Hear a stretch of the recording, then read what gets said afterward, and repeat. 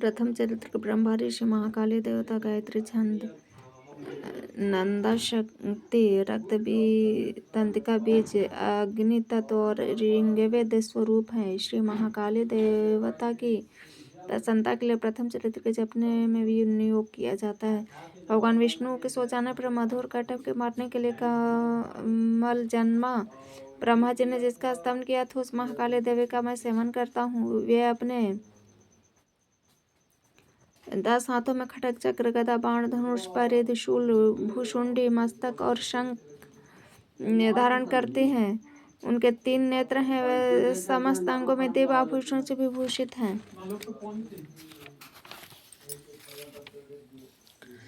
उनके शरीर की कांति नीलमणि के समान है तथा वे 10 मुख और 10 पैरों से युक्त है। मार्कंडेय जी बोले, सूर्य के पुत्र स्वर्ण जो 8 मनु कहे जाते हैं उनकी उत्पत्ति कथा विस्तार पूर्वक कहता हूँ। सुनो सूर्य कुमार महाभाग स्वर्ण भगवती महामाया के अनुग्रह से जिस प्रकार मनवंतर के स्वामी हुए वही प्रसंग सुनाता हूँ। पूर्व काल की बात है। स्वरोचिष मनवंतर में सूरथ नाम के एक राजा थे जो चैत्र वंश में उत्पन्न हुए थे। उनका समस्त भूमंडल पर अधिकार था। वे प्रजा का अपने और पुत्रों के भांति धर्मपूर्वक पालन करते थे। तो भी उस समय कोला विध्वंसी नाम के शत्रु उनके शत्रु हो गए।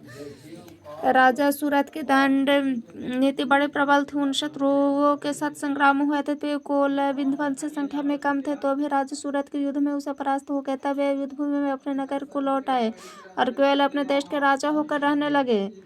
समूचे पृथ्वी से अब उनका अधिकार जाता रहा किंतु वहां भी उनका प्रबल शत्रुओं ने उस समय महाभाग राजा सूरत पर आक्रमण कर दिया। राजा का बल क्षीण हो चला था इसलिए वे उनके दुष्ट बलवान एवं दुरात्मा मंत्रियों वहां उनके राजधानी में भी राजकीय सेना और खजाने को हथिया लिया।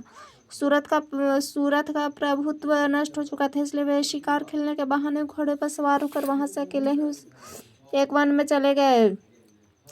वहां उन्होंने विप्र मेधा मुनि का आश्रम देखा। वहां कितने ही हिंसक जीव परम शांत भाव से रहते थे। मुनि के बहुत से शिष्य उन वन में शोभा बढ़ा रहे थे।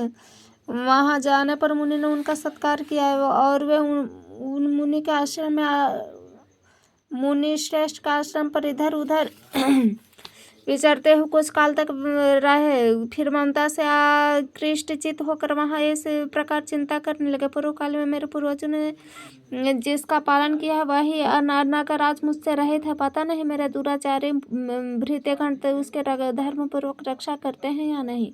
जो सदा मत के वर्षा करने वाले शूरवीर था वह मेरा प्रधान हाथ है। अब शत्रुओं के अधीन होकर न जाने किन भोगों को भोगता होगा।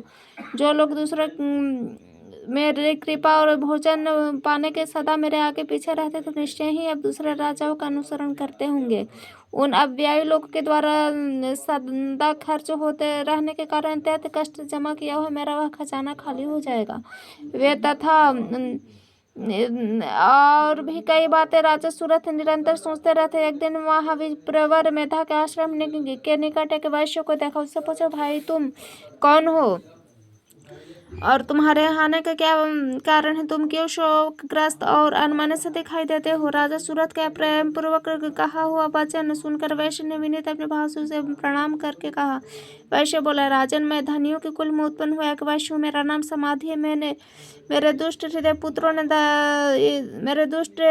पुत्रों ने धन के लोभ से मुझे घर से निकाल दिया। मैं इस समय धन स्त्री और पुत्रों से वंचित हूँ। मेरे विश्वसनीय बंधुओं ने मेरा धन लेकर मुझे दूर कर दिया इसलिए दुखी होकर मैं वन में चला आया हूँ। यहाँ रहकर मैं इस बात को नहीं जानता कि मेरे पुत्र की स्त्री की और स्वजनों की कुशल है या नहीं। इस समय घर में कुशल से रहते हुए अथवा उन्हें कोई कष्ट है?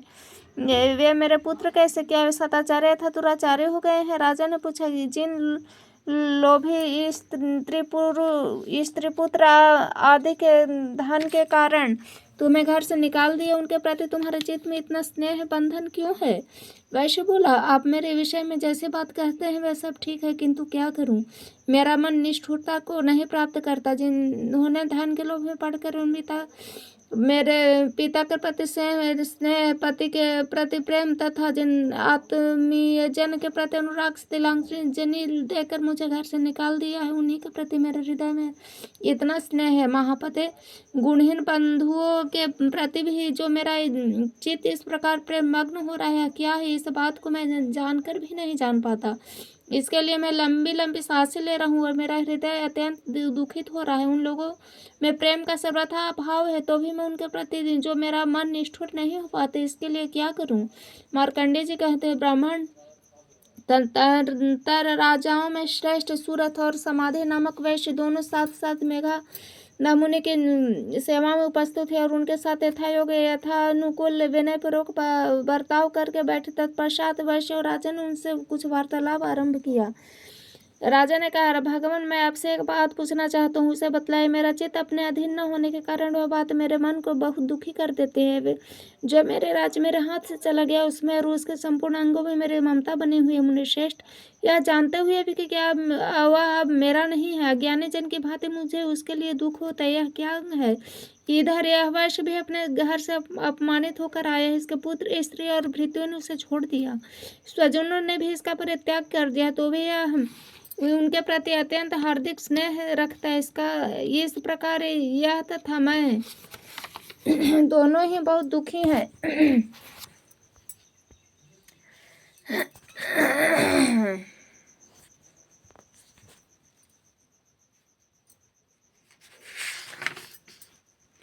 इसमें प्रत्यक्ष दोष देखा गया है। उस विषय के लिए भी हमारे मन में ममता जनित आकर्षण पैदा हो रहा है। महाभाग, हम दोनों समझदार हैं, तो भी इसमें से जो मोह पैदा हुआ है, यह क्या है? विवेक शून्य पुरुष के भांति मुझ में और इसमें यह मूढ़ता प्रत्यक्ष दिखाई देती है। ऋषि बोले, महाभाग, विषय मार्ग का ज्ञान सब जीवों को है।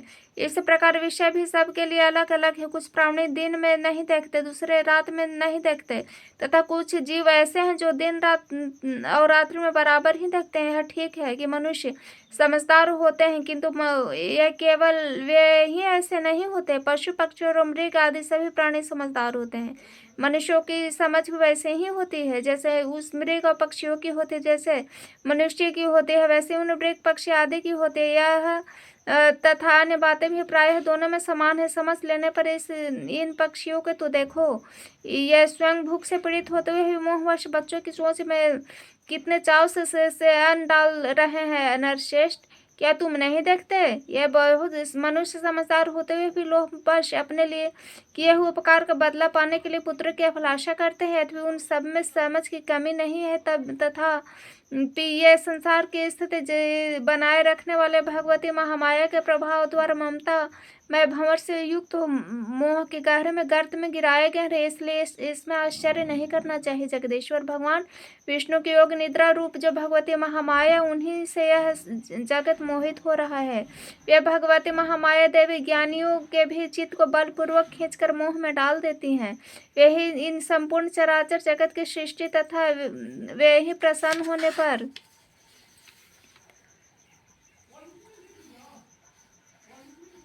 मनुष्यों के लिए मुक्ति के लिए वरदान देते हैं। यही परा विद्या संसार बंधन और मोक्ष के हेतु भूता सनातनी देवी तथा संपूर्ण ईश्वरों की अधीश्वरी है। राजन ने पूछा, भगवान, जिसके आप महामाया कहते हैं, वे देवी कौन है? ब्राह्मण, उनका अभिव्यापार कैसे होता था? उसके चरित्र कौन कौन है? ब्रह्मवेता में श्रेष्ठ महर्षि, उस देवी जैसा प्रभाव हो, जैसा स्वरूप और जिस प्रकार प्रादुर्भाव हुआ वह सब मैं आपके मुख से सुनना चाहता हूँ। ऋषि बोले, राजन, वास्तव में यह देवी नित्य स्वरूपा ही है।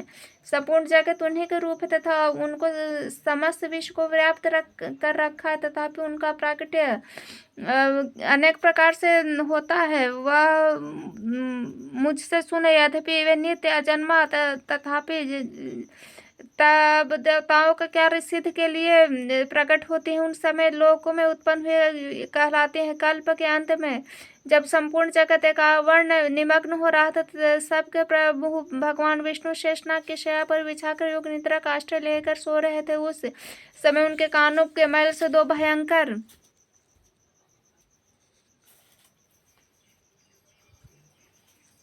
असुर उत्पन्न हुए जो मधु और कैटभ के नाम से विख्यात। वे दोनों ब्रह्मा जी का वध करने के लिए तैयार हो गए। भगवान विष्णु के नाभि कमल में विराजमान प्रजापति ब्रह्मा ने जब उन दोनों भयानक असुरों को अपने पास आया और भगवान को सोया हुआ देखा तो एकाग्रचित होकर उन्होंने भगवान विष्णु को जगाने के लिए उनके नेत्रों में निवास करने वाले योग निद्रा का स्थापना आरंभ किया, जो इस विश्व की अधीश्वरी जगत को धारण करने वाले, संसार का पालन संहार करने वाले तथा तेज स्वरूप भगवान विष्णु का अनुपम शक्ति है।